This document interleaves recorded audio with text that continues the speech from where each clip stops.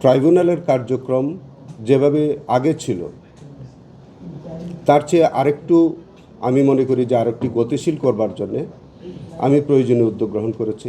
গত 23/2/2026 সালে যোগদান করেছি। আপনাদের সাথে এর আগে 23 তারিখে কথা বলেছি, 23 তারিখের পরেও কথা বলেছি। আপনাদের নিশ্চয়ই স্মরণে আছে, আমি আপনাদের কাছে বলেছিলাম যে আমি দায়িত্ব গ্রহণের পর আমার প্রসিকিউশনের যে অফিস, চিফ প্রসিকিউটরের যে কার্যালয়, তার যে প্রসিকিউশন টিম, আমার যে লোকবল আছে, সব সার্বিক বিষয়ে আমি পর্যবেক্ষণ করছি, দেখছি। প্রত্যেকটি মামলা আমি আলাদা আলাদাভাবে দেখার চেষ্টা করছি। আমি ইতিমধ্যে আমাদের যে ইনভেস্টিগেশন এজেন্সি আছে, যারা আমাদের এই কেসগুলো তদন্ত করেন আমাদের তত্ত্বাবধানে, সেই ইনভেস্টিগেটিং এজেন্সির আমরা 24 জন কর্মকর্তাদের সাথে আমি বৈঠক করেছি। তাদের হাতে যে ইনভেস্টিগেশনগুলো আছে সেই কেসগুলো আমি খোঁজখবর নিয়েছি। কোন মামলাটির কী অবস্থা সেগুলো আমি দেখেছি।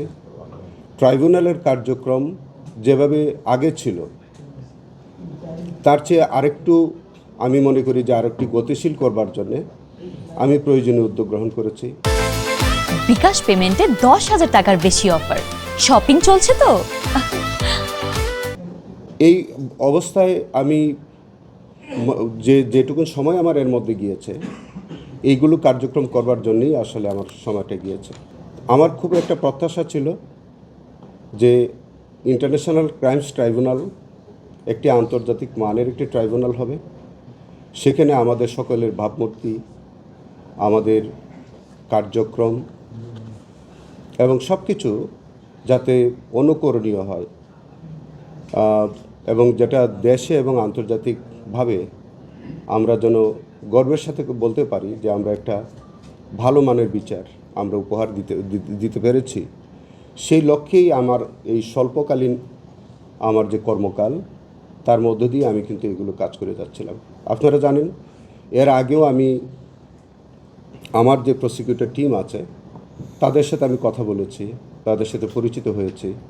তাদের কার হাতে কোন মামলাগুলো তারা পরিচালনা করছেন সেইগুলো আমি খোঁজখবর নিয়েছি। যে মামলাগুলো আমার কাছে মনে হয়েছে যে মামলাগুলো কোনো একজন পার্টিকুলার প্রসিকিউটর দক্ষতার সাথে উনি পারছেন না, সেই মামলাগুলো আমার কাছে আমি জমা দিতে বলেছি। কিংবা আমি কোনো মামলায় যদি আমার কোনো প্রয়োজনীয় ইনস্ট্রাকশন থাকে, তাকে আমি সেরকম প্রয়োজনীয় ইনস্ট্রাকশনসগুলো আমি দিয়েছি বা দিচ্ছি। এবং ইতোমধ্যে আমি অনেকগুলো মামলার নথিপত্র আমি নিজের হেফাজতে এনেছি। আমি মামলার ন্যায়বিচারের স্বার্থে আমার কাছে মনে হয়েছে যে এই কেসগুলো আমার নিজে পরিচালনা করা প্রয়োজন। কোনো কেসে আমার কাছে মনে হয়েছে যে আপনারা জেনে থাকবেন যে একটা মামলা অলরেডি সিএবিতে ছিল, মানে দ্যাট ইজ জাজমেন্টের অপেক্ষায় ছিল। সেই কেসটি আমি যখন পর্যালোচনা করে দেখলাম, আমার কাছে মনে হলো যে এই কেসটা একটা ডিফিসিয়েন্সি আছে, আমাদের একটা ভাইটাল এভিডেন্স হয়তো বাদ পড়ে গেছে বা এটা দেওয়া হয়নি।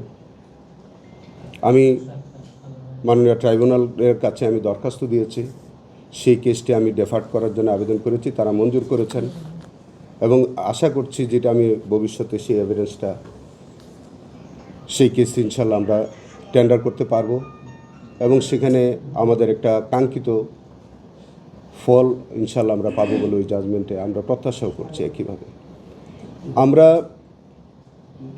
আমি এই ট্রাইব্যুনালে জয়েন করবার পর যেমনভাবে আমি এই ট্রাইব্যুনালের প্রসিকিউশনের টিমকে আমি সামলানোর চেষ্টা করছি বা তাদের দেখভাল করার চেষ্টা করছি, অফিসিয়ালি আমার যে প্রশাসনিক যে কার্যক্রম সেটা আমি কাজ করছি। একই সাথে আমি দুইটি ট্রাইব্যুনালের কার্যক্রম একদম পূর্ণ গতিতে যাতে কর্মক্ষম থাকেন সেই বিষয়ে কিন্তু আমি কাজ করছি।